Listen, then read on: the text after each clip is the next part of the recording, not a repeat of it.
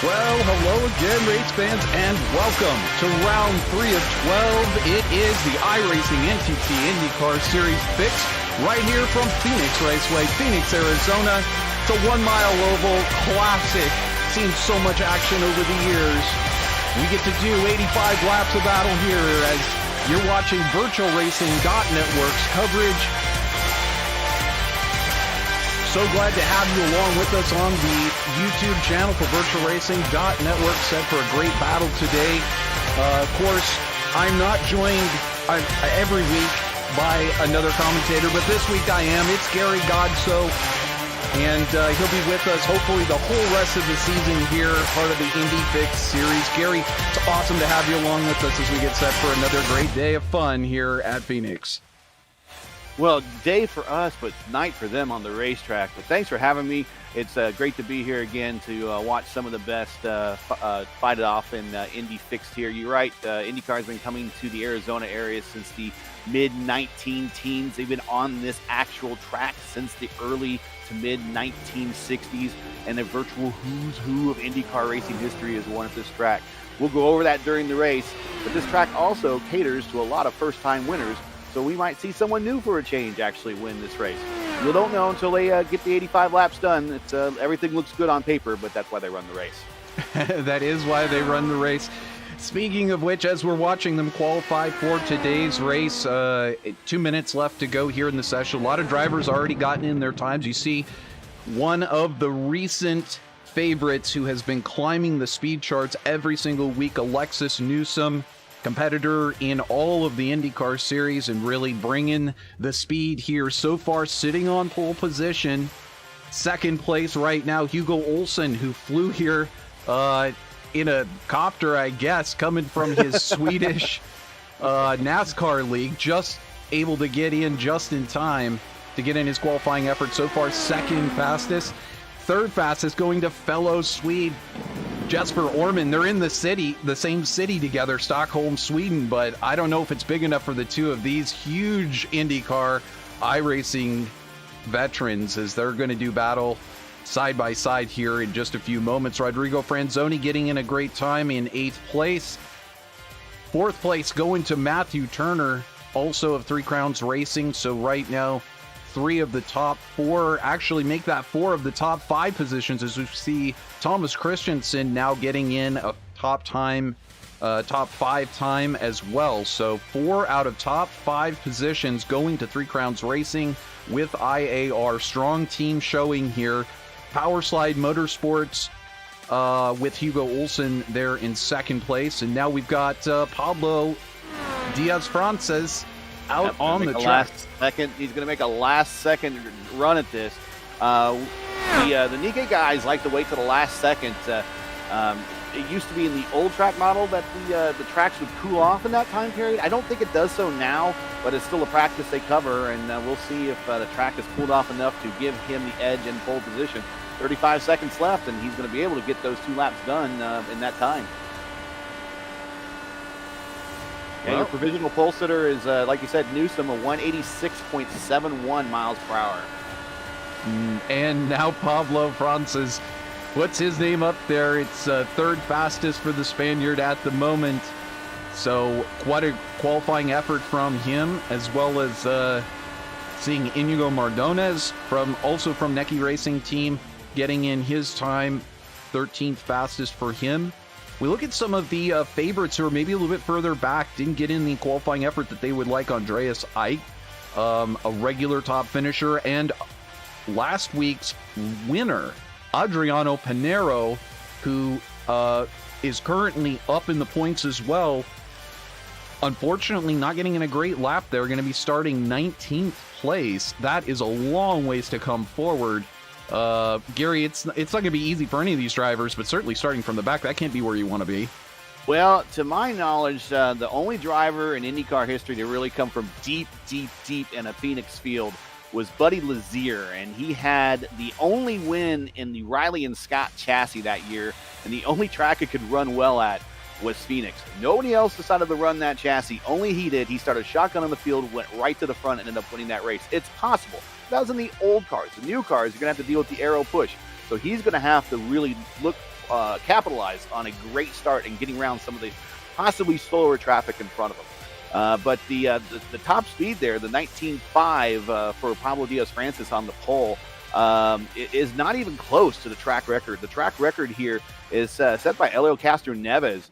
And get this, and make sure that you're sitting when I tell you the speed, but it was an 18.8 for a 194.975 miles per hour set in a in the old DW12 chassis. So these guys are going fast, but Helio Castroneves was smoking.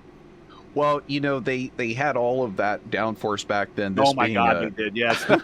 So much more topside downforce. They've stripped a lot of that away, put it on the underside.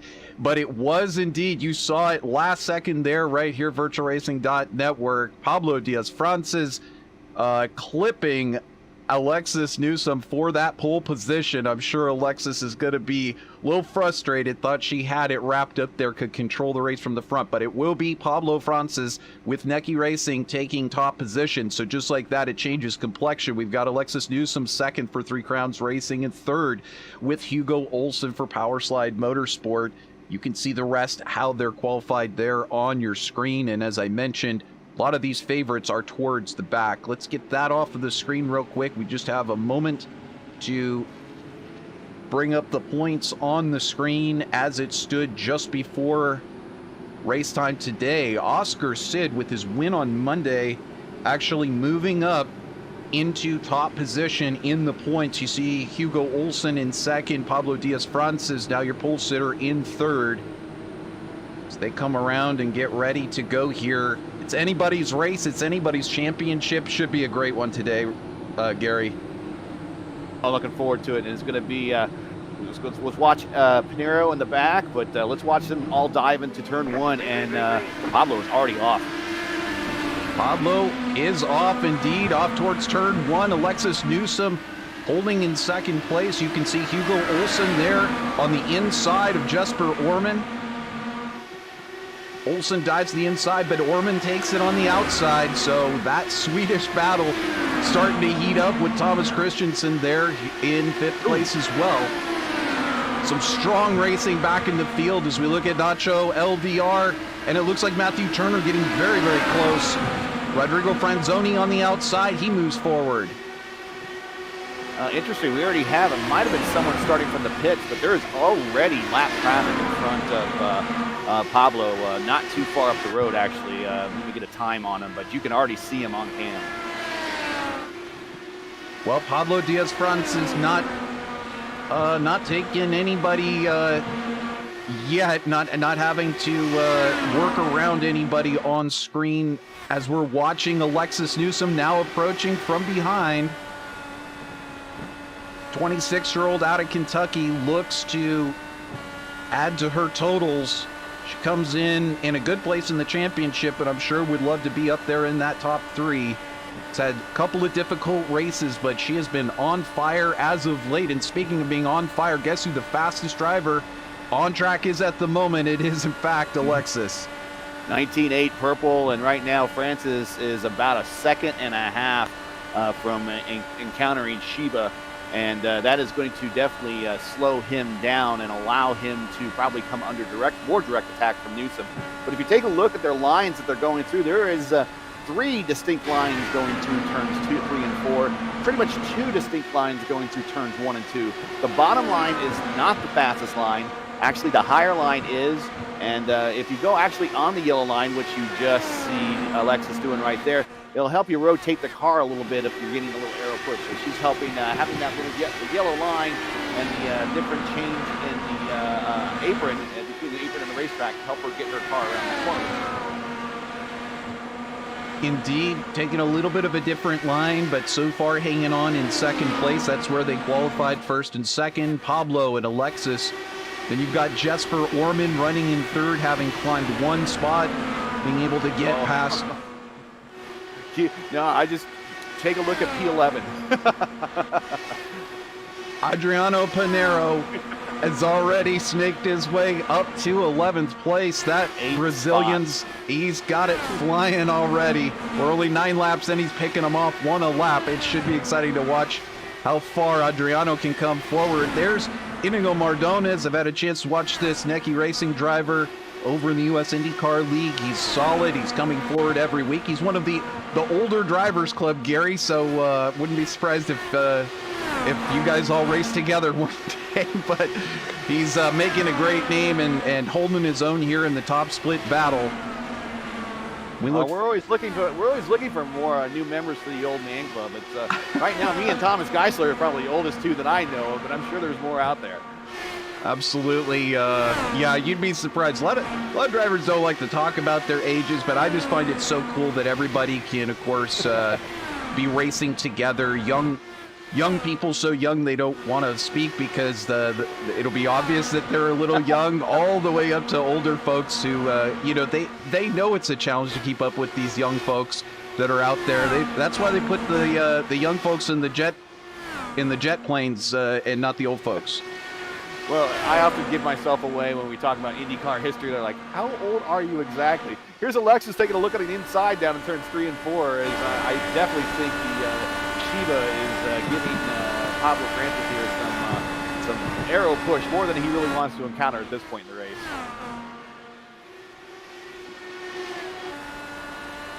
Indeed, Kazuhiro Shiba right now 21st spot. That's where Kazuhiro qualified. Unfortunately, sitting back there and perhaps doing a little bit of aero braking for these two cars. Normally, you'd appreciate that if you're trying to save fuel, but right now, I think Pablo wants to get by, be able to control this one a little bit more, because this is really forcing Pablo to have to go high here. So we watched from on board there as he was coming up on the back of Kazuhiro Shiba, but Pablo now drifting up really wide on exit. Boy, they get so high on exit of turn 2. Yeah, they almost come out and kiss that wall with it. I'm looking back here to the battle for P10 with Pinheiro and Turner. And I wonder if Turner has the Three Crowns team orders of keep Pinheiro occupied while we all run away, because he is trying his best to hold him off and keep him out of the top 10.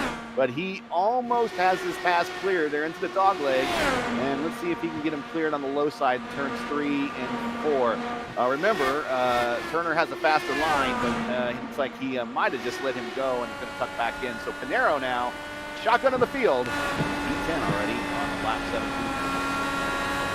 Sliding up in a quick hurry, headed for that. I mean, I did not get a note in qualifying that Adriano maybe had an off track or hit the wall or anything. We didn't get a chance to look at it, but I'm just going to assume that's what happened. And as I mentioned, that is, you don't want to start from the back ever, especially at a 1 mile oval where it's really, really difficult to pass. Battle for third right now. And there it is, in fact, on your screen, side by side, Hugo Olsen, Jesper Orman. These two swapping positions. And I think Shiba might have had a role to play in that one because Olsen was holding them off for a while, but, Orman was holding them off for a while, but as soon as he kind of got in that arrow wash, looks like he wasn't prepared for it or something, and then allowed Olsen to get a run and make his way around. Orman's still a good shot. He's got a P4 here. We've got Franzoni in the wall. There you can see, unfortunately, collecting the wall. That one did not pan out for Rodrigo Franzoni. Let's take a look maybe just a little bit further back and see what led to that. It was a lot of tight action there. Racing with one of the Masked Devils racing drivers on the outside. I think maybe a little bit of netcode got him on that one. Shot him up into the outside wall, and then that IR-18 pretty much hooked. Can't even get away, so he had to tow back. So that will bring out our first caution of the day. Who's going to take the tires and fuel, Gary? That was massive netcode. Everybody, they're going to do it.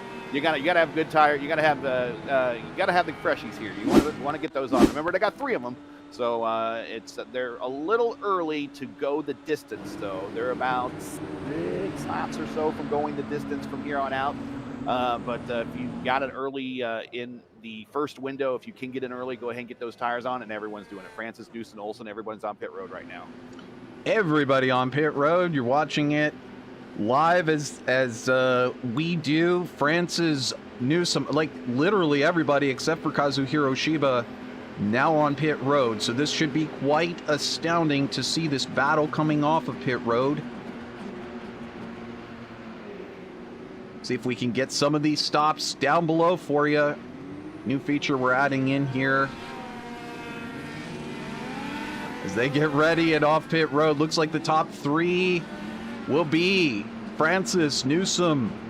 Olsen does manage to get Orman, and Christensen, Nacho LDR, Chris Willite, Adriano Pinero picks up another 2 spots there in the pits, and Matthew Turner and then Brian Spots making an appearance here in Championship Thursday. American for 1 mile final racing, now up into the top 10.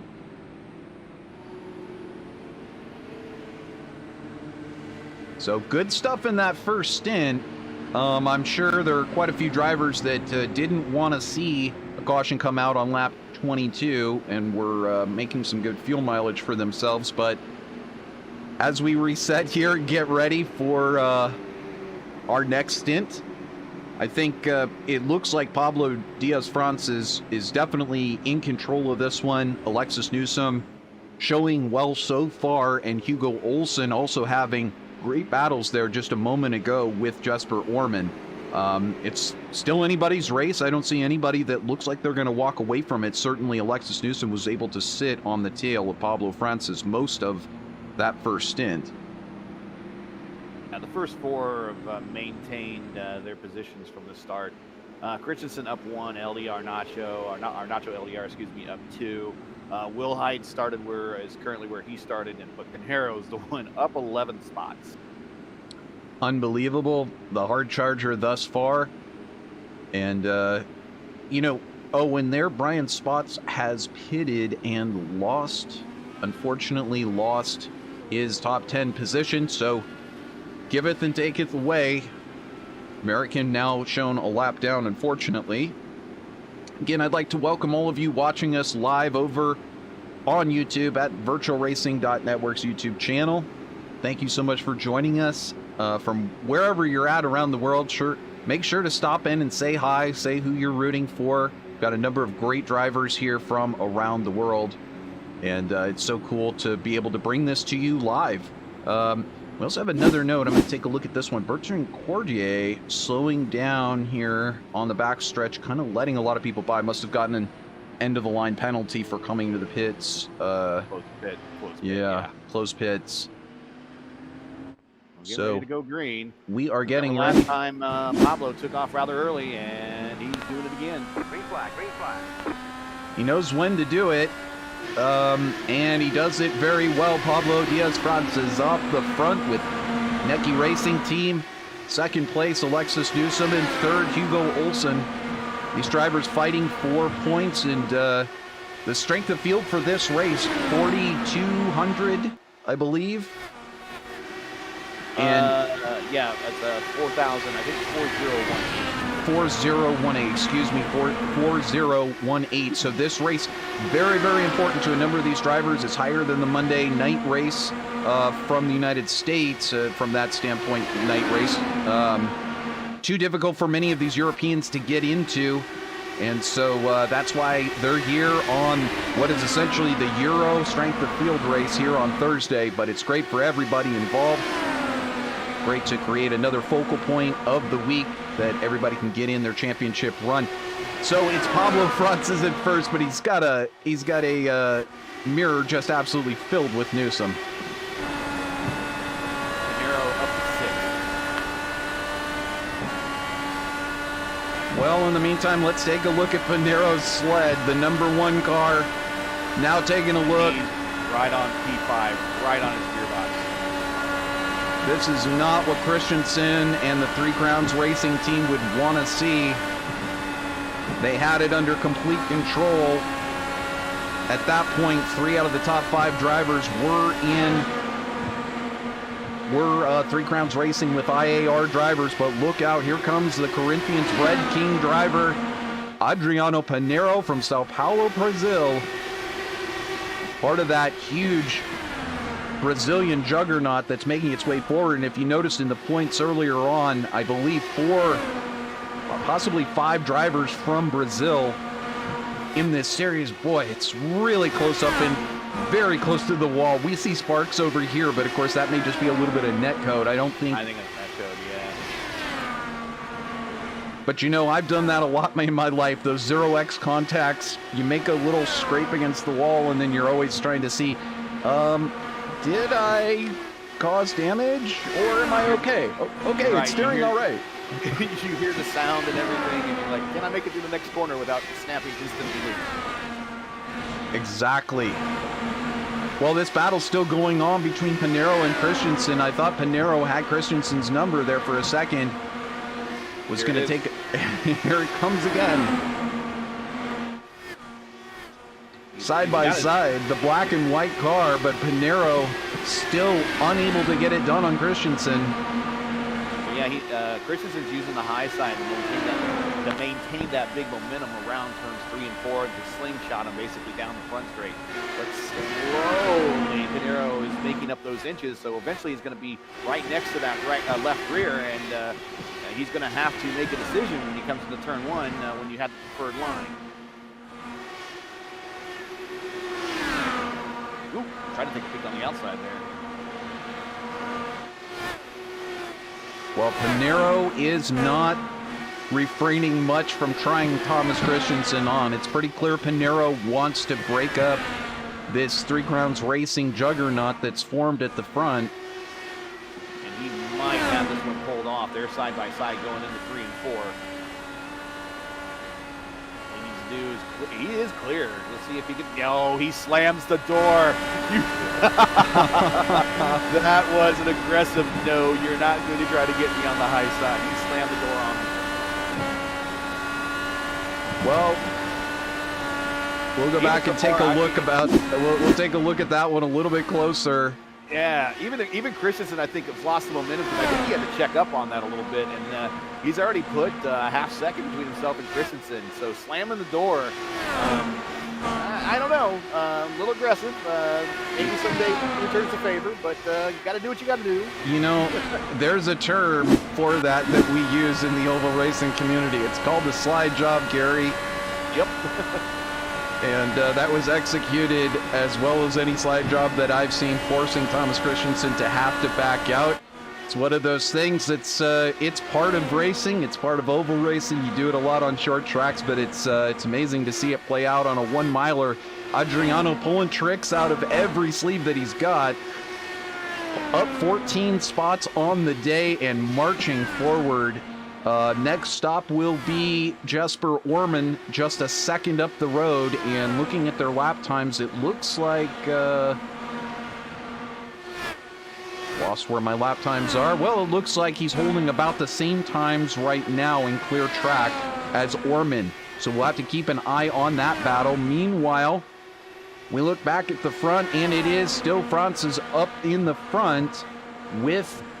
or Pablo Diaz there in the front with Newsom just behind.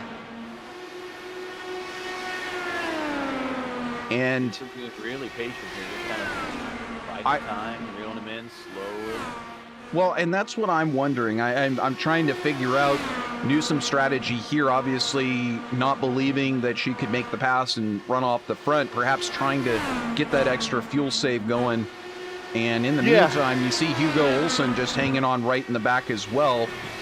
So he might become a part of this battle before too long. I think they were right at the edge of that window. Being distributed on the backstretch. They were right on the edge of that window when that caution fell. Like I said, it was about 6 laps, or about 25 laps or so is the minimum, and then after that you can fill and go the distance. So they might be trying to stretch this one a little bit. If they go green, and the Monday strength of field race only had 4 cautions, so there's not very many opportunities.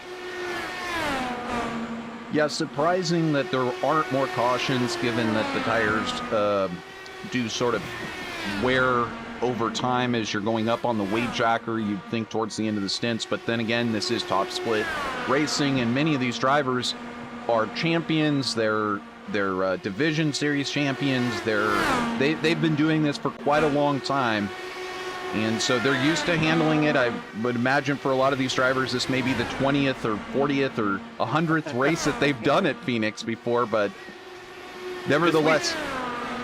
What's that? This week. This week, right? Yeah, because Open and Fixed are both here, so a lot of these guys have been. They do the 85 laps here in Fixed, which we were talking pre-show. I think that's still a little short. I think they should maybe make that a little bit longer. Maybe you take that up to 100 laps. But the Open race is 150 laps, and that gives you a little bit more time to allow some strategy to play out. If you're not a sprinter and you're more of a marathon person, you might want to consider doing some of the Open races. Well, just as you're saying that, absolutely. It's both sides, really. Some people feel comfortable with tweaking on those setups to the nth degree. I know it's one of the banes of doing the grinds of doing open racing, but it can give you those advantages and at least give you a setup that really feels comfortable to you over the long run. As we see Hugo Olsen trying the high side on Alexis Newsom. Does he get it done? We watch from outside, and Hugo Olsen able to make that pass and slide up into second. So yeah, the one that I always find funny is with the Open drivers, and they'll say, "Yeah, I just went and got it from Major's Garage, and have finishes with the top 5." So, hey, you know what? They make some fairly competitive stuff. If you want to go out to Major's Garage, get a subscription there. You too could play in the Open ranks with a pretty decent setup, and sometimes all you have to do is just outlast the next guy. But it's more of a marathon and less of a sprint. And plus, it allows you to make additional changes to your car in the race, such as you want more wing in the front, less wing in back, more air pressure on one corner, less air pressure on another corner. Kind of little things like that I kind of miss from the IndyCar Racing 2 days. Absolutely, and gives you all of those options. However, this series is kind of is the opposite, where you have this fixed setup that's handed to you, and so in a lot of ways, even though there's so much more customizability and team grinding on setups and so much more teamwork that would go into an open series race, this fixed series really hands everybody exactly the same thing, and so it comes down to the driver and how well they can manage those in-car tools, make their adjustments with that wake jacker, etc. As we're seeing, I believe we've got Inigo Mardones into the wall, unfortunately. The team, Andreas Ike, too, one of the team talent cars as well. Oh, no. Ike sitting there on pit road, so let's go back and see if we can figure out what happened. Oh, wow. What that was a gaggle little late. Of cars that was in. See if we can catch it a little bit earlier. Oh, net code, maybe. I don't know. So as they race into the corner, it looked like it was Ike on the outside, and then Ike gets put into the outside wall.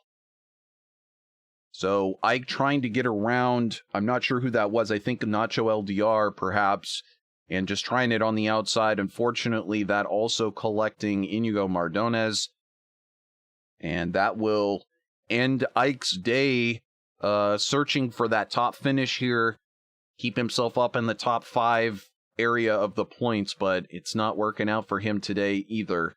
Yeah, that was Mardones in front of him, and I think Mardones was kind of holding that group up a little bit. And yeah, maybe a little bit of net code, but definitely a little side-by-side action didn't help there. And poor the other car that got kind of caught up in that one, he just ran up on it and had nowhere to go. So everyone pitting again. Absolutely. You see it there on your screen. Everybody on pit road. And it looks like Olsen will get off second, with Newsom in third and Orman fourth, Pinero in fifth. So that's pretty much where they came in. Christensen there in sixth, Turner in seventh, Willite eighth. Masato Shimizu, they're in ninth place. First time I've ever gotten to call Shimizu's name. It's a pleasure. So it's always so cool when you see a new driver you haven't even seen in a race that you've broadcasted before. In this case, another great driver from Japan coming forward.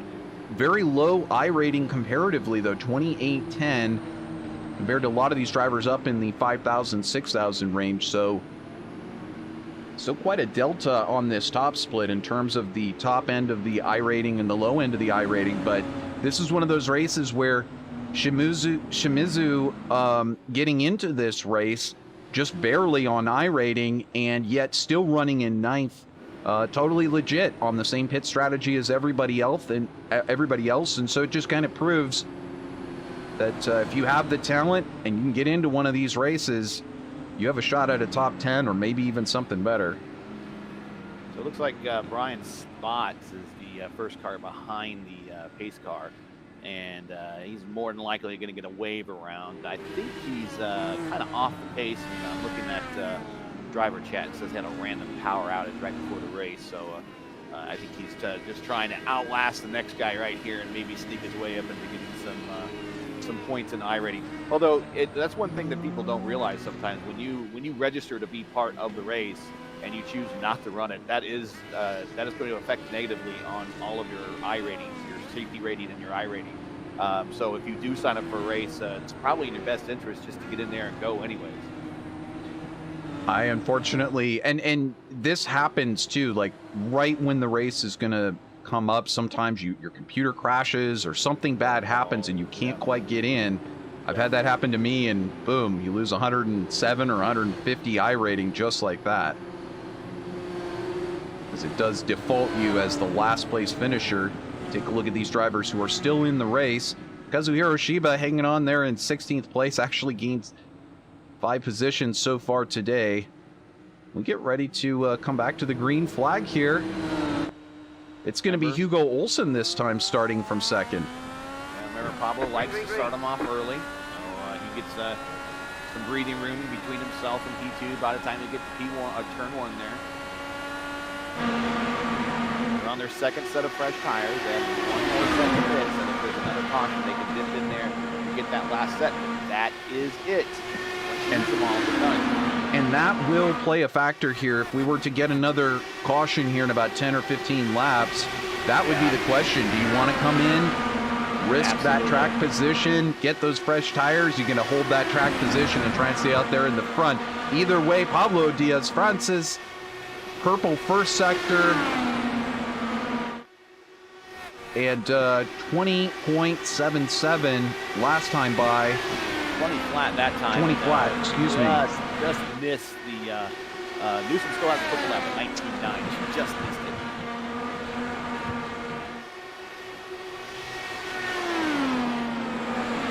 So if I'm in the mid pack, like I'll say 8th, 9th, 10th, somewhere in there, and there's another yellow, I'm doing the opposite of what the person in front of me is doing.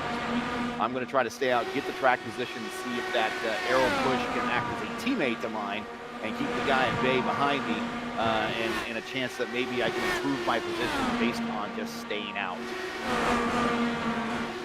All those great strategies that you can employ, going off strategy, staying with the leader strategy, all stuff for these drivers to figure out as you go along. Got to keep adapting based off of what the race is doing, as we see this great battle going on here for 11th. It looked like Nacho LDR maybe up in the wall a little bit, brought it back down. We've got Lauren Archambault there in 11th. And that's also Thomas Geisler racing for Team Race First with Sunset Arctic. Somebody you know pretty well from your Race First team. Pretty well. He's like you said, he's the old man like me. So Tommy G, we're always rooting him on. Not when I'm racing against him though. So you see Pablo's changed his line down low this time. He's been running the high line in 3 and 4. And now when Hugo's on him, he's moved his line down because I think he's just trying to give a little arrow wash to Hugo and cause him not to handle as well down low. We'll see if anyone decides to go high. They both decide to go high this time, and that's not going to help Hugo much either, as he almost gets into the wall and opens the door for Alexis to come up on him. We watch this battle. It's now 1-2-3. Speaking of which, we had Rodrigo Franzoni stop by YouTube chat room, let us know that it's got a very high ping from Brazil, so that's causing an issue as we see Hugo Olsen now trying to dive on the inside of Pablo Diaz-Francis. I tell you what, Hugo hopped out of the NASCAR, has come over here into his Dallara IR-18 IndyCar. He's giving it a good ride here on Championship Thursday. Thing to do. It's in a completely different field. And I imagine he's probably spent just the first couple of the laps of the race just kind of getting that muscle memory back. And you would think that someone that's been in many races as he has some good luck, but you still have to get back in there and get that feel again. Because you can't drive an IndyCar like a stock car and a stock car like an IndyCar, because Dario Franchitti proved that. Some drivers do not make the switch very well at all. Not very well at all. Then we got Tony Stewart, and we got caution on the racetrack. And it looks like it's Jim Wallen, as we also saw Andreas Ike back in the pits, and then he left again. I'm not sure what caught out Wallen. We'll have to back it up here and take a look. Looks like just kind of catching the wall. He came in hot, went to the outside of a driver, and then it just put him up in the wall. Nowhere for him to go on the exit of turn 2. That contact doing some severe damage to the right front and the steering. Looks like he's going to have to tow it in.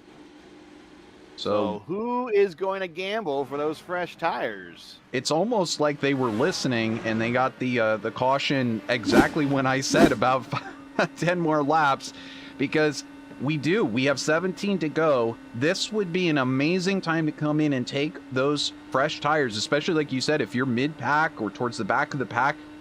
This is the perfect time to do that, because they will start to come to life here in about another 10 laps, and you will be on fire, possibly able to pass a lot of cars. So it's a gamble, but you can also hear a lot of cars, a lot of drivers burning off excess fuel out there. I really kind of thought when they said that as the engine got hot, it would start degrading performance, that we'd see a lot less of that fuel burn off, but it's still a thing. These drivers just looking for any way to get that advantage and keep everything looking good at the end of this stint. But I'm not seeing anybody coming in for tires or fuel. Nobody did. Yeah, I'm surprised. I think they were just kind of taking the maybe the cue of the person in front of them. I said I would do the opposite of the person in front of me, and if I'm sitting back at the end of the lead lap, at this point I have 0 to lose. I'm going to go ahead and probably stop and get those freshies on, and maybe make up a couple of positions. Well, I know I'm not going to make a run to the front. I'm not going to be able to do anything like that. But I will definitely be able to make up some positions, because I know I'm going to have fresh tires, and there's only 15 laps to the end. And you're right, those tires don't kick in immediately. It'll take them a lap or two, and then they'll have them for a good 5 to 10 laps on fire, and that's right when you need them, right at the end of the race. That's when I want to have my advantage over all of my competition with my tires, for sure. Absolutely. And it happens. It happens. So many of these drivers save their tires, save, and then they're right there, 5 laps to go, and they've got this just amazing speed on the rest of the field. So we'll see who's got it. The only taker was Kazuhiro Shiba, who it appears started from the pit lane in this one and caused a little bit of a backup to the leader early on, but no contact or anything.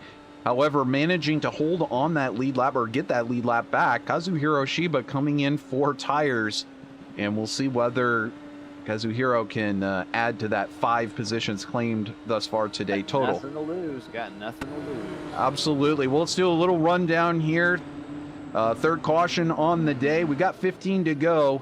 We're going to do one more lap under caution. It's Pablo Diaz-Francis leading Hugo Olsen, Alexis Newsom, Jesper Orman, and Adriano Pinero. And Thomas Christensen has now slid back to 7th spot.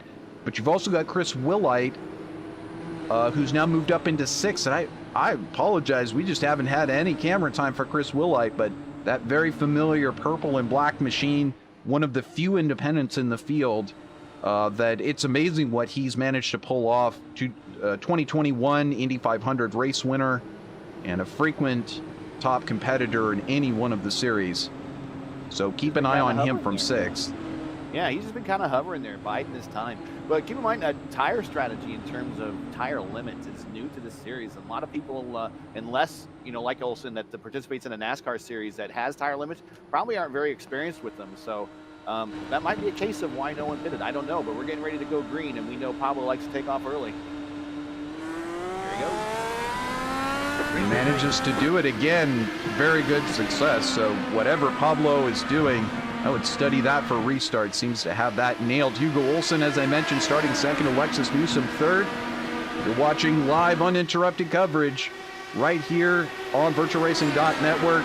Thank you so much for joining us. I'm Trevor Greenfield alongside Gary Godso as we watch the remaining action here on Championship Thursday. It's Francis in control of Olsen and Newsom in this race.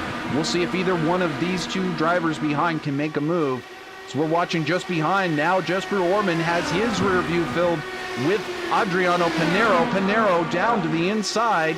And we've got Newsom also trying the inside up on Olsen.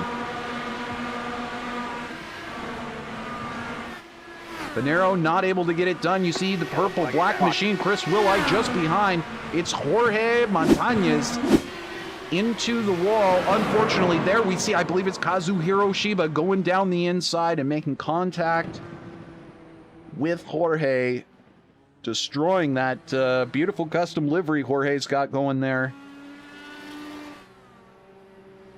And unfortunately, okay. Yeah, that's so Shiba was taking a look to the inside there, and yeah, tried to put the car where the car shouldn't be. He was going to make a very shallow entry. Probably not a good choice of time of making a pass. Probably should have tucked back in and made it another lap or so. I know time's running out though, but that's when you get desperate. That's what happens sometimes. Shiba had those. I don't think it was a good choice. That's all. Sorry to talk over you there, Gary. Right. Shiba had those fresh tires. Was trying to make the maximum usage of that, but unfortunately they were already too wide in front of Shiba. So yeah, probably ill-advised to make that move. Nevertheless, we've got just a handful of laps to go. 9 laps by the time we go green. Probably about 7 laps to go. So nobody's got any advantage over anyone else. It's going to be a shootout to the end. Honestly, it's exactly what we'd want right here. Closing stages of this one. 4th caution is out. And just no one's stopping. Nobody's stopping. No, they're not going to do it. I don't think there's enough time to really get the maximum benefit out of those tires. But again, if you're the last one on the lead lap, it's almost like, why not? Nevertheless, nobody really opting to come in and get those freshies. Make a run to the front. Not too reminiscent, but kind of reminds me of back in '97 when the IRL was here. It was a great David and Goliath story between Jim Guthrie and Tony Stewart. And Jim Guthrie, pretty much a single car team, pretty much leveraged his entire life just to get this car. Had a great weekend, led everything on the front row, led a lot of the race. But towards the end, the bigger bankroll of Menard's, Team Menard, was rolling him down. Tony Stewart came in. They removed the rear wicker from that car. So he actually had almost 0 rear downforce to send him off to try to track down Jim Guthrie. And like I said, David Goliath story, he was a David, and he held off the Goliath for his lone and only IndyCar win was here at Phoenix. So there have been guys that have decided that, but there was like only 2 or 3 cars left on the lead lap then to put on new tires, remove the wicker, and decide, you know what? Damn the torpedoes, full speed ahead. Oh, and Hugo blinking. Love those stories. Yeah, indeed. Hugo blinking out a little bit, and then Pinero having to take some evasive action. Still got the lights on the pace car, so we're going to do one more. Here's another interesting story from Phoenix. Back in Robbie Gordon had one of his few IndyCar wins here, and he kind of really just lucked into it. Michael Andretti really was commanding that entire race, and his team kind of got lax and did not tell him that who was on the lead lap with him.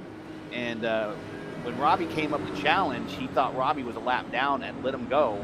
And then Robbie sailed by and he took the lead with 5 to go and ended up winning the race. And then in the post-race interview with Gary Gerald, he goes, Andretti goes, I had no idea I was in the lead. He had no idea he was in the lead. He had no idea where he was, and he ended up letting the guy go. So it's interesting. So while we're getting ready to get to the last 7 laps here, that sometimes we rely all that information on our dashboards and on our wheels. They didn't have it back then, so they had to kind of really rely on those pit boards and the radios. Indeed, different days, different rules, different technology, but these drivers have it all. They can see where everybody's at, and they've got sometimes people in their ears. We're set for a showdown, 7 laps to go. Who will it be? Pablo Diaz-Francis leads us to the green flag once again. Great restart strategy of doing the snake down the front stretch. Catch. I think it probably caught him off guard a little bit. Definitely caught him off guard a little bit, but the drivers to watch are forward of Chris Willite. It's Adriano Panero, who's already claimed 14 spots on the day, now trying the inside of Jesper Orman. Brazilian trying to make a move down the inside of the Swedish driver. I think Pablo's let them all tonight, so nothing like getting down to 4 to 5 to go and losing the lead. Yeah, he does not want him to make this pass for sure now. Well, if you're talking about doing a favor for Alexis, maybe if you're Jesper, it's trying to hold Panero at bay. Yeah. Tries the outside, he can't get it done. We're looking up in front to see if that move happens between Hugo Olsen. There is a slow car up in the wall. Wow. Dragging. I don't know. Who is that? I don't have good information like that, unfortunately, but we watch it on your screen. 3 to go. Will anyone make a move here in the closing laps? It's Panero still trying the outside. Can't seem to find a slot to put that Corinthians Bread King machine. That's Jorge Montez. And, frankly, that's against the driver code right there. He should not be doing that. And yellow flag. And the race is over. Nacho LDR on the inside. I'm not sure, but I think that might have been Kazuhiro Shiba who got to the inside of Nacho LDR. Fairly certain. We're going to back this one up again and take a look at it, but as you said, unfortunately, that incident collecting several drivers. And indeed, one of those drivers was Kazuhiro Shiba. And our old friend Netcode strikes again. They weren't even really close at all. Shiba down on the inside and drifting up the track there. And I believe one of those other drivers was Aaron McQuarrie. Yeah, poor guy, just an innocent bystander and all that. So as they go down towards turn 1, indeed, it's Shiba who, with the help of Netcode, slides up into LDR, and unfortunately that also claims Aaron McQuarrie, but that's it. That is going to do it here as Pablo Diaz-Francis takes the victory. And what a shocker to see him be able to hold it. As you said, you know, Christopher Demerit took the Grand Slam on Monday night. And what did Francis manage to do that? He got the pole, he got the win. I don't think he got the fastest lap. That still belongs to Newsom. So wasn't able to take the Grand Slam, but at the end of the day, all you want is those points from the highest strength of field race of the week. Pablo Diaz-Francis able to absolutely do that and hang on. Spinning some beautiful donuts for Necky Racing Team. A great day to celebrate the 2 times 5th place Indy Fixed driver. He's looking like he could be in the top 3 of this one by the end of the season with these kinds of performances.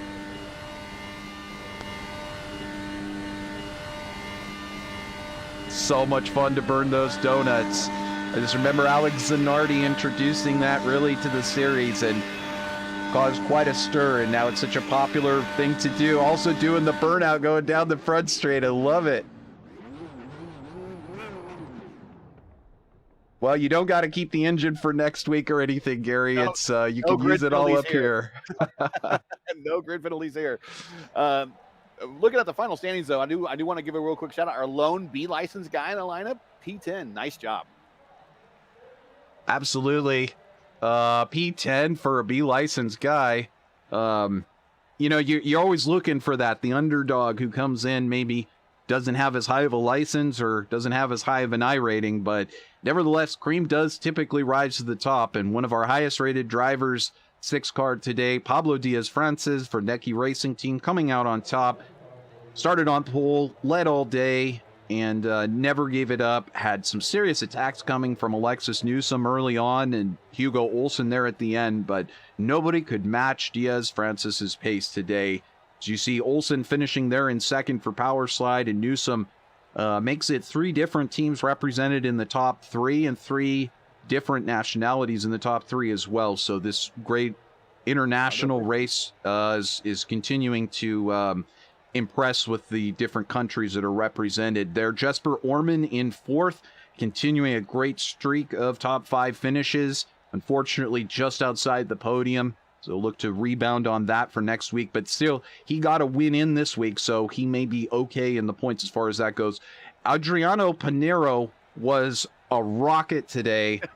It was fun to watch, but came up just short of being able to challenge the top 4 for that potential podium or win. But nevertheless, earning his reputation in both the Indy Road Series and Indy Fixed Series, a top driver right now. So somebody to continue to watch as the weeks go on. Chris Willite picking up a spot today, ending up in 6th. And Thomas Christensen's going to look at this one, and it's not a bad one. And it's not a bad race, but he still slid back a spot from where he started.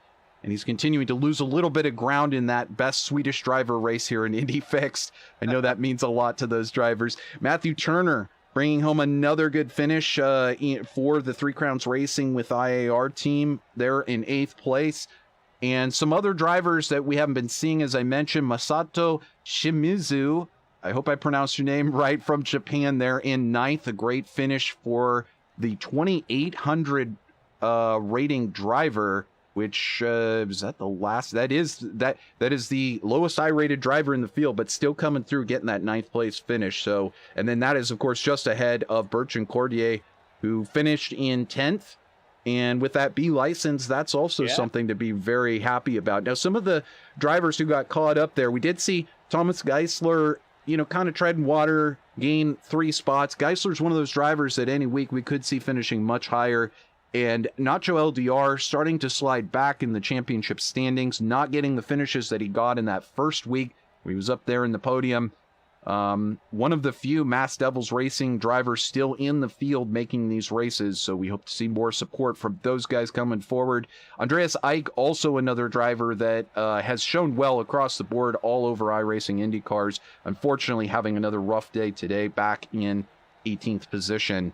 And also Inigo Mardones and Franzoni having incidents today that sidelined them. But it was a fun one today, and Indy Fix pretty much proved what we know, which is don't pit if you don't have to, which which has become a strong rule. And also that if you can take that pole position on a 1-miler, there's a pretty good chance you can defend it to the very end. So, hey, great having you stop by. Trawler over in the chat room, NSC 337 stopping by, 95 kart IndyCar at Phoenix. I'm sure you're referring to one of Gary's stories. Robbie Gordon's win there. That was Robbie Gordon's win. There you go. Yeah. One of Gary's stories. And then finally, Smelly Cat, thanks for stopping by. Smelly Cat, I'm trying to remember who that is. I got to remember all of these codes of who everybody is, but glad to have you stop. Oh, Smelly Cat has their own YouTube channel. And Pablo managed to get in first. Yeah, you bet. So that was a fantastic race from Phoenix, and we're going to take a look here and see if the drivers managed to wipe some of that sweat off the top of their brow. And we've got our winner hopping around over there. I'd like to see if anybody else can pop in and say hello. But in the meantime, since we've got him, Gary, why don't we just go ahead and drag Pablo Diaz right in here. Let's see if we can pop him over into the booth. And there he is. Pablo, can you hear me? Hey guys, how's it going? It's going fantastic, man. It was exciting to watch you out there. You took pole position. You led all those laps. You defended so amazingly well from a hard-charging Alexis Newsom. She looked real fast early on. Hugo Olsen there trying to give you a little bit of his gold machine there at the end. But you held them all off. Congratulations on your victory. This may put you up into the top of the points. Thank you guys. That was a really hard race. I managed to get the pole position. Alexis did a really fast time on qualifying. I was thinking that I that I wasn't gonna beat her. So I did my best on qualify. Yeah, we started on pole. Yeah, they were so fast. Alexis and Hugo. That was really hard to defend. I made a few mistakes, and I said to my spotter, "Oh my God, we are done here." I almost crashed myself in the second restart. I was side by side, if I don't remember, with Hugo or Alexis. With Well, Hugo on the second. Oh, the second one would have been Alexis, yeah. Yeah, well, with Hugo on the third restart, I can't remember right now. Yeah. I had to defend really hard. They were so fast, and we finished like 5 cars in less than 2 seconds. That is really really crazy in this track.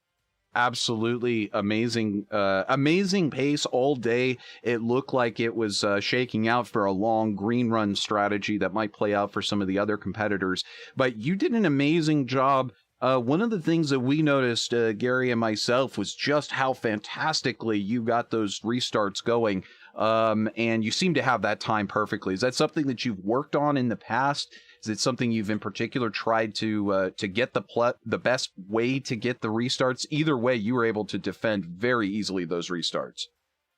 Well, I always restart really really early, just when the base car go in. I don't know why I do that, but I always did the same. Either way, it's Pocono, Indianapolis, or Phoenix. I always do the same. Well, and Yeah. then to defend long term. Now, one other strategy consideration is that there are 3 sets of tires for you to take. We noticed on the last 2 cautions, now you wouldn't normally pit from the lead just to get fresh tires, but we noticed that nobody took fresh tires on the last 2 cautions, and we expected some midfield or perhaps back of the pack runners to at least come in for Yeah. it. Was tonight not the night to go on that strategy? Would it just take too long to get fresh tires? Yeah, the problem here is that the first caution came out right when the fuel window opened. So it just filled the tank, full tank, and to the end. I have to save a little bit of fuel.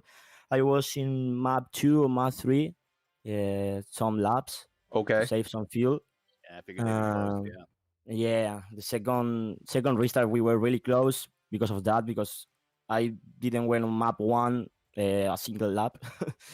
So yeah, and the second caution came out after 20 or 25 laps, even 30. So we have to pit because after 15 laps, your tires are destroyed and they pass you on first tire really, really fast. And we pit all of us, so nobody has any fresh tires for the last 2,000. Right, and that's exactly bringing us right back around to the point where we thought maybe somebody that's an outlier there who's right around 10th or 11th, 12th might take those fresh tires, but nobody did. Either way, makes it easier on you, and nobody has a distinct advantage to come through the field. Were you concerned at all at any point that Adriano Pinero, who started in 19th spot, was already up to 10th by lap 10, and by the end he was in 5th challenging for 4th? Were you watching him at all? Were you watching behind, or was the whole focus just in front? Yeah, I was really really worried about him because if he started 19th, he can win the race because he's so fast. As you said in the broadcast a few minutes ago, he's a rocket. So luckily he missed the qualifying. He could start in pole position, I guess, because the other day in some random race did 0.500. So he's really fast on qualify. Yeah, the first lap I didn't was very worried about him because he won't be at the top until the end. Yeah, he's stuck in the fifth place for lot of laps. So yeah, I was more worried about Hugo Hugo. and Alexis. Indeed. Yeah, I would be very worried if I had Hugo Olsen, Alexis Newsom right behind me as well, and I Yeah, they are so probably wouldn't be fast. able to see past that. Nevertheless, you're getting the top finish here for iRacing team, and again, it's looking great for your championship. Is this the time to settle in and really refocus, make sure you put in the practice laps and get ready for next week? Yeah, it's a really good result. I think I reached the second position. I think Hugo is in the first. So yeah, let's focus in the next week. I don't know which track is. We're going to be Legacy at Charlotte. Legacy Charlotte. Legacy Charlotte. Oh, that's gonna be interesting too. Indeed, another D-shape oval, and Yeah. it's great because a lot of people's perception from around the world that don't watch these IndyCar oval races is that all the ovals are just the same. They're just you go straight, you turn left. That's all it is. Nah. But as you can see here, here's a 1 miler. Kind of a D-shaped oval, even though the D is on the backstretch. And then we go next week to a 1.5 mile D-shaped oval, two totally different tracks, high banking from low banking. There couldn't really be two more different oval tracks back to back, but we'll get a chance to see you next week in action. And we look forward to it as well as the rest of your iRacing teammates joining us in the race. So congratulations again, felicidades, on your first victory here on Broadcast Thursday. And would you like to say any words in your native Espanol? Yeah. Muchas gracias a Javi y a Parreño, que han estado ahí los chavales con la gasolina y el espoteo. Y se lo dedico a todo el equipo, Neki, soy una máquina. Y Bardi, el I-30 no corre. That's all. Thank you. Thank you very much. Thanks so much for joining us, Pablo. We look forward to seeing you again next week. Congratulations on your win and enjoy your champagne. Thank you, guys. See you on the next week. See ya. So Gary, that was our race winner there. He sounds good. He sounds like he's in a good mood. I'd be in a great mood after taking this win as well. I think he may be up in the top of the points. Pretty good things going on right now for Pablo Diaz-Frances. Yeah, sure it is. He started from the pole, finished first, led 85 out of 85 laps, but did not have the fastest lap. Alexis beat him by 0.02 of a second. Indeed, 0.02 of a second. Preventing the Grand Slam. From taking the Grand Slam. Alexis Newsom looked like she had something possibly for Pablo today, was up there in the start of the stint. In fact, was right there on the pole position, and then Pablo just managed to get her there at the end. But Alexis is actually here in the booth with us. And Alexis, can you hear me over there? Yeah, I have you. All right, Alexis, another fantastic run. You show well. It doesn't matter what broadcast we're watching. I was watching the Indy Open race on Monday night, but you seem to be in the top of all of these different series, and it really looked like you were going to make that challenge there for the win. But another awesome podium finish. Congratulations. Thanks. Yeah. I'm pretty good with that. I messed up qualifying just a little bit, and if I'd gotten the pole, I don't think anyone could have gotten around because we were all a little quicker than Pablo. Threw a couple positions back, but we couldn't do anything about it, and he did a good job defending. He did an amazing job holding all of you at bay, including Hugo Olsen from Powerslide. But I'm wondering if you had some communication going on at Three Crowns Racing, just trying, were you all talking amongst each other, trying to figure out how to get around? And was it possible to get around, or did you just decide multiple times, hey, I'm going to hold back and see if I can let this one swing out a little bit later in the race? Honestly, I don't think it was possible. Unless you got underneath him and he had to back out from almost hitting the wall or something. It would have been pure luck. So we just kind of were trying to maintain and fight amongst yourselves mostly. Well, it was exciting for us to watch, even if you were fighting against yourselves.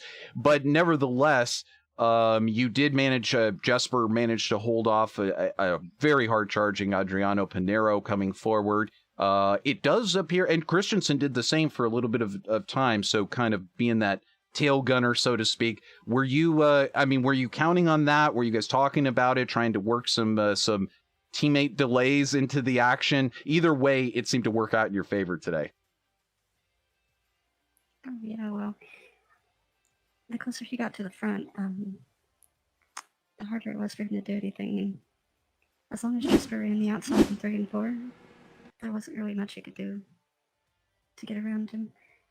And yeah, every car up there had cleaner air, so he was probably as quick as Hugo was, and I think Hugo was the quickest because he was saving his right front the best. But yeah, it's just really hard to pass. Indeed, it looked like it was difficult to pass for anybody except for Adriano Pinero, who seemed to be able to get it done constantly all day. But I guess that's what I guess he just has that extra horseshoe to hold on to. But nevertheless, a great third place finish. This is really the type of stuff that you want to get done in the points. And currently, you're not up in the top 10 before this race, but this type of a third place finish would possibly get you back up into that top 10. And I know that you have every capability of challenging for that championship. You looking forward to Charlotte next week?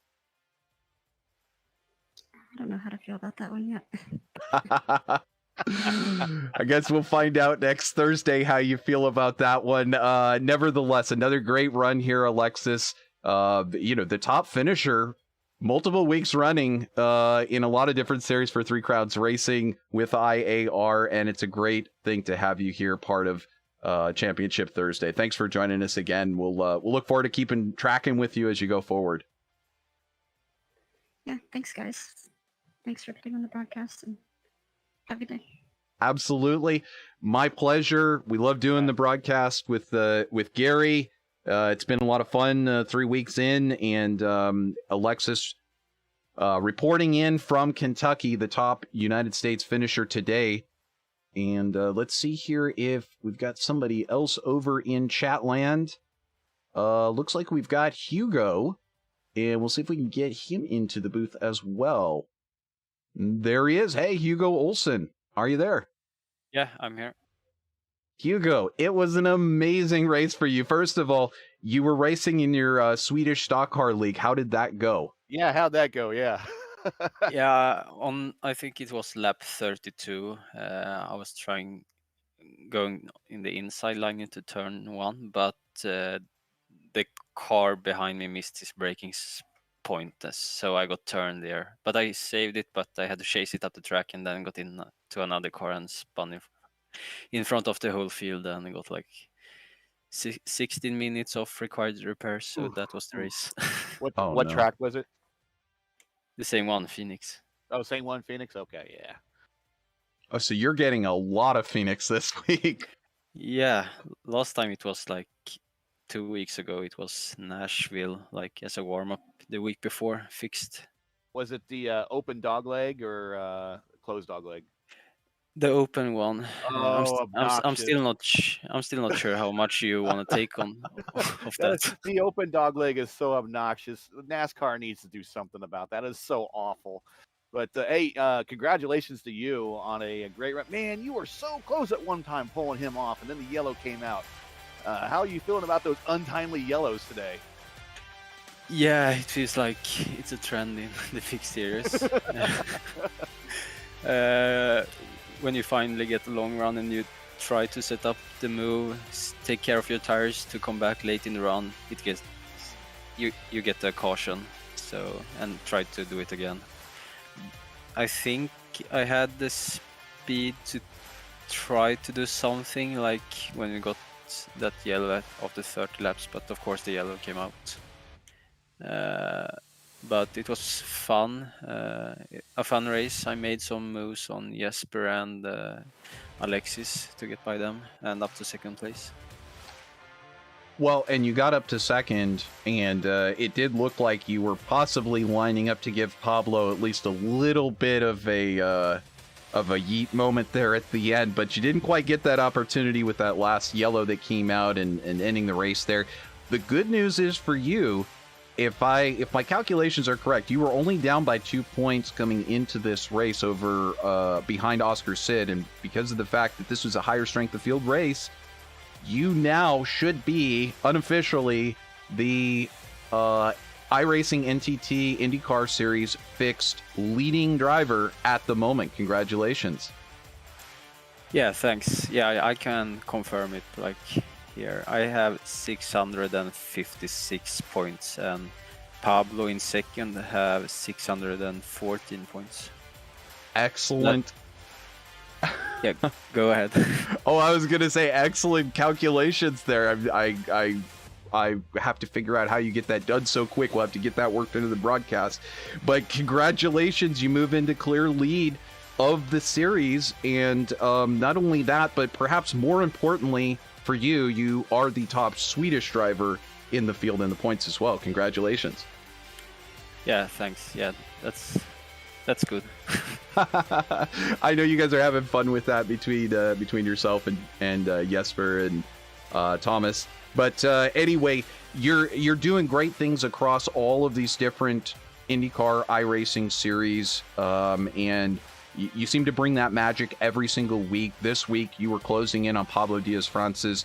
You're just doing special things in that Team Power Slide machine, and it's in this case, it is not because you have custom setups that are able to give you an advantage. In this case, it all comes down to the driver, and you're now on top of the points, so it's looking good. We only got about 10 more or 9 more races to go here before we can possibly be looking at the championship, but it's looking good for you, Hugo. Congratulations.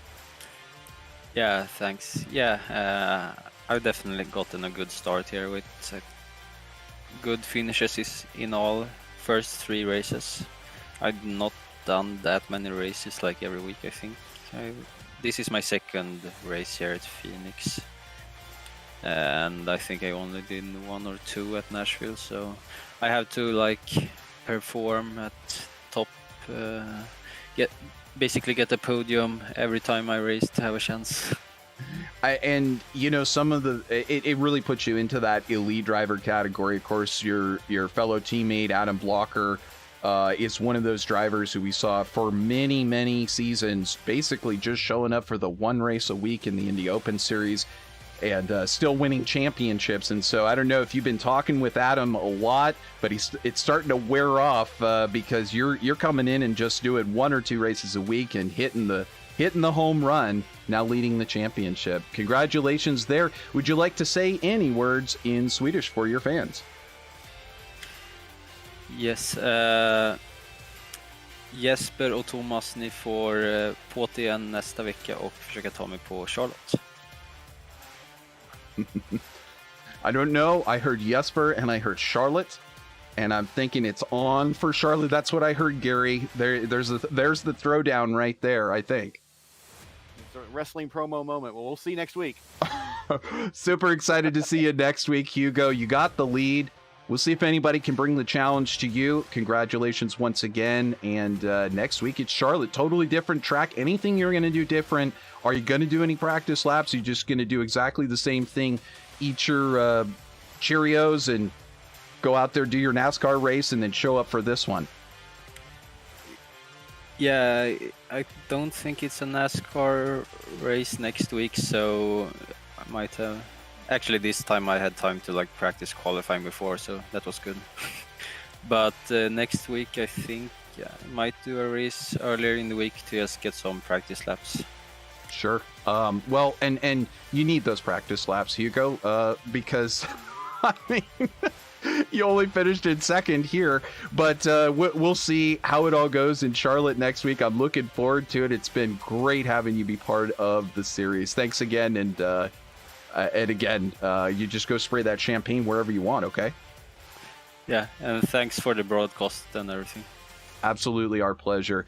Hugo Olsen joining us from Stockholm, Somewhere out there, Jesper is also in Stockholm, perhaps kicking rocks on the ground, wondering how he can perhaps get the better of Hugo Olsen going forward. But Orman's a fighter, so's Olsen. Francis is your winner today. Newsom, we expect to be back in the race next week, and you can't count out the likes of Pinero, Willite, Christensen. This is a heck of a stacked field here, Gary, and I'm having a lot of fun covering it. Yeah, the Thursday Championship Thursday is shaping up to be pretty entertaining, and I kind of get a front row seat for Championship Monday and Thursday. I'm just kind of looking at the overall standings right now of the NTT IndyCar Series fixed races, and we got Hugo up there, and he's got himself about a 40-point lead, so he's not out of the distance from getting away from Pablo at all. But some other names to shout out to: my man Thomas Geisler. He kind of finished mid-pack. He's in the top 10 in the series standings, so he's definitely got a shot. My good pal Dakota the Maid, he's in the top 20. He's in 17th. AJ Musselman's 18th. So some of the guys that I'm familiar with, racing with, are doing a really good job. But everybody that's competed either on Monday or Thursday is definitely sitting here in the top 25. And I want to give a shout out to Bertrand Cordier. He is our B-class hero. He is the only B license in the top 25, and I just absolutely love it. And I don't know if he's an underdog. We want to call him an underdog or anything, but if we want to find an underdog out there to root for, I am putting everything behind this guy for underdog status, because I want to see these B-class licensed guys do a very, very good job. Well, it was one heck of a race, as you said, watching these underdogs try and get their points for the week as well and doing a successful job. It's always fun to track. Another driver that's fun to track today, Adriano Pinero. If that driver can get up there into the front in qualifying, he might have something to say about who wins this race next week. But it'll be from Charlotte. Looking forward to the high banks of Charlotte. Until next week, same time, same channel. Make sure to subscribe over on YouTube and like this video, and you'll get all the recommendations and notifications coming up for our future series, as well as now there's no more IndyCar iRacing series to cover, so we're going to be putting something else on that Friday time slot coming up soon. But Sunday, of course, US IndyCar League. Catch that 10 o'clock Eastern time. And just going to be starting next week, the Prime Meridian Racing League. So if you're a racer out there that this time slot kind of works for you, look up Prime Meridian Racing League. You're going to be starting again on Wednesday, and I'm looking forward to that as well. Will Lyon, the champion there, going to be back for the second season of that league. So, Gary, it was a lot of fun, and I think next week's going to be even more fun.